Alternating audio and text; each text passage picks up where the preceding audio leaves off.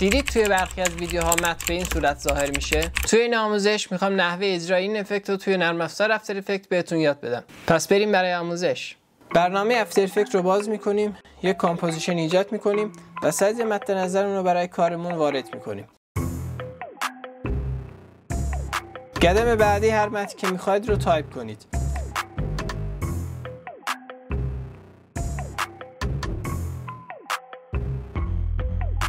بعد از تمام شدن تایپ متن میریم سراغ افکت ها و افکت تایپ رایتر رو سرچ میکنیم.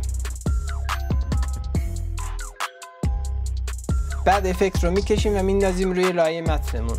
بعد میریم سراغ تنظیمات افکت. این افکت به صورت پیش‌فرض کیفریم های رو ایجاد کرده و ما بر اساس سلیقه خودمون روی کیفریم ها ویرایش انجام میدیم که تایپ از کجا شروع بشه و کجا تموم بشه. مثلا من استارت رو از ثانیه 1 تنظیم میکنم و پایان تایپ رو روی ثانیه 3 تنظیم میکنم.